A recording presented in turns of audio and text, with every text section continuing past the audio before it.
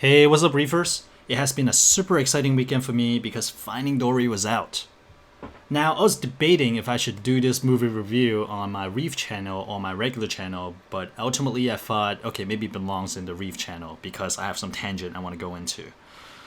And I was super excited for this movie because, number one, I mean, it's about the coral reef and aquarium fish, so already I'm in. But I also studied to be a 3D animator when I was in the university, and I've always been a huge fan of Pixar and a even bigger fan of Finding Nemo when it first came out. So I was hyped. I was hyped up for this weekend when I was watching Finding Dory in 3D. Okay, well, let's cut to the chase. Actually, before we begin, the format is going to be a little bit different for this video because obviously I cannot use any footage from the movie. So it's just going to be in the form of a podcast. I'll just speak. You'll just hear me ramble. Some of you enjoy it, some of you hate it, but hopefully you can sit through this. So I thought the movie was just okay. There were some nice moments and subtle humor that Pixar are known for, and they did it well. But overall, the scope and the storyline just does not measure up to Finding Nemo. So I think like one reason I love Finding Nemo so much is that they take you to different parts of the ocean, and each part of the ocean has so much personality and so much visual characteristic that you're just in awe. My jaw was dropped each time the scene changes. Where in Finding Dory, it almost feels like they're slacking off in some way. Most of the movie took place in the what is it? It's a marine rehabilitation center, and it just doesn't quite do it for me. Also, as a reefer, you probably feel the same pain when you watch Finding Nemo. It's like when you see Merlin and Nemo hanging out in an anime, the reefer in me is screaming, "Hey, Merlin by now should have been a female, and Nemo should have been a new male. They should be the mated pair by now, right?" But then, of course, that's gonna screw with so many kids' head. They have to keep like Merlin the dad and Nemo the son, and I have to keep reminding myself that this is just a movie. And how about that time when they feed like fish to whale shark? In my mind, I was like, wait a minute, whale shark? I thought they eat like planktons. But then I have to remind myself that this is just a movie.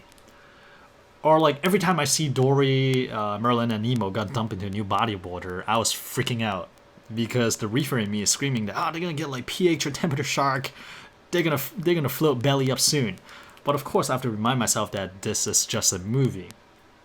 So after I tell myself n number of times that this is just a movie, I started enjoying the movie. I was like, okay, all right, it's kind of funny actually that the reefer in me is kind of screaming, but also happy at the same time because like, hey, look at this.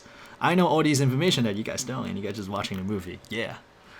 But I'm sure you guys have the same enjoyment out of watching like Finding Nemo and Finding Dory. So I think like as reefers, we do kind of enjoy picking out the inconsistency with real life when we watch movies like this. And this is bonus. This is like icing on the cake. Like we're watching a cool movie and then we know all these extra stuff. And of course, sometimes we annoy our friends, be like, "Hey, check out this fish! I got this fish in my aquarium." Or, "Hey, check out this fish! This would have cost blah blah blah in like a aquarium store, blah blah blah." But this is like I guess like extra enjoyment as reefers get from watching movies like this. So one thing I noticed is that Pixar seems to have made a conscious effort to portray humans as being good in this movie. Because in Finding Nemo, us humans were evil bastards. Imagine the dentist scene, the crazy little girl that kind of abused the fish in the aquarium, and the terrible shape the aquarium was in Finding Nemo. The human just seemed terrible in that film. But I guess they're trying to make a 180. They want to show that humans can be good as well. So most of the human interaction Dory has in this film was in the marine rehabilitation center. I can't even pronounce that word.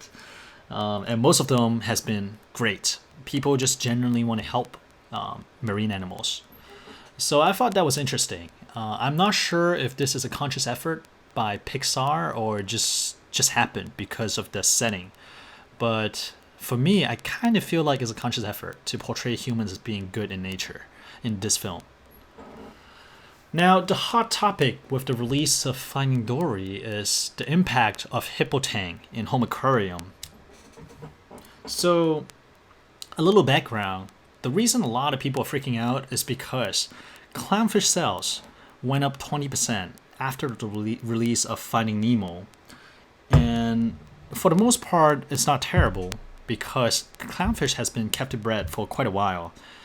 And I feel like with the focus on captive bred clownfish being raised 20%, it's actually kind of a good thing. It forces people to be more efficient, and it forces people to take a closer look to the industry. So I feel like people are doing more the right thing compared to before because there's a lot more spotlight on it now. Now, people are freaking out with hippotang because hippotang is not being captive bred yet. All of them are wild caught. Some of them are wild raised. I'll explain that later.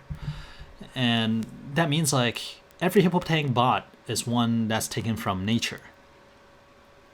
But I question whether hippotang sales is going to be raised by 20% simply because of this film.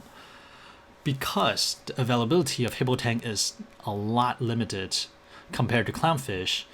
And at $50 per fish for small fish, it's not a fish that someone would buy just for fun.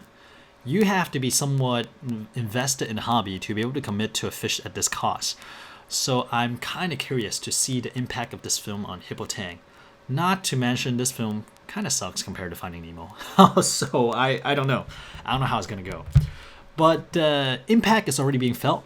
Case in point, in my previous video where I talked about having a hippotang in my 45-gallon tank, I think it's titled like Tank Police Hear My Plea or something like that. Somebody left a really short comment saying that to learn more about hippotang, follow this link.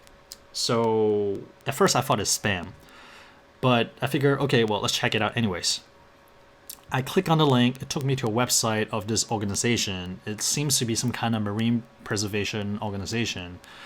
And I dug a little bit deeper. The link just kind of dropped me off into their main site. It doesn't really tell me much, but I dug around, and they have a really great documentary on Dory's way to home aquarium. So it's almost an hour long. It follows the path of like hippotang from the collection site all the way to importer to wholesaler, importer, wholesaler, retailer, and home aquarium. And I thought it was really well made. And there's some stuff that I did not know before. It showed that there's effort being made right now of collecting really small post-lava stage hippotang. They actually raised them in a cage in the ocean to grow them out before they were sent to wholesalers. So there are lots of little information that I found fascinating. And so I thought I would share this video with you guys as well. And I'm going to post a link in the comments below. But yeah, so overall, people are kind of ups in arms, preparing for a huge influx of hippotang orders at retail stores. And I'm hoping that retailers will educate buyers as well. Because one thing I learned about this world is that everybody believes that they're doing the right thing. Nobody believes that they're doing something wrong fundamentally. So I don't think anybody's out there intentionally to hurt these fish. At least I hope not. And I think any harm come to these fish from the lack of education. So I really think that the point of sales, the retailers, would be the last line of defense to educate buyers on these fish, hippotang, or any fish in general.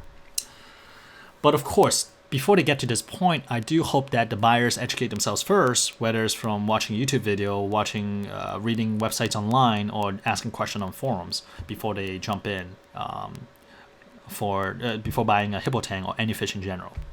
So sorry for this huge tangent, but back to the film. I'm a huge fan of Finding Nemo, so I am already biased. But even with that bias, I can only give Finding Dory 3 out of 5. The scope, the storyline, is just not as epic as Finding Nemo. Most of the film took place in the Marine Conservation Center, and it's just not as intriguing. There is not as strong as a message in this film. It's more like we're just kind of following along with the adventure of Dory trying to find her parents, and that's pretty much it. So it's kind of a letdown.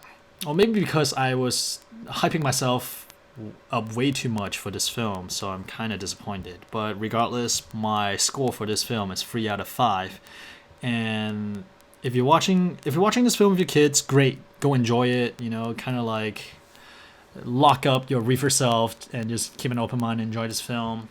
But if you're just kind of watching it for yourself, I would recommend waiting for the DVD or just watch it on Netflix when it comes out. With that said, that is my quick 2 cents on Finding Dory. And let's get back to our regular scheduled program of Reef Aquarium. Have a good week, guys. Talk to y'all later.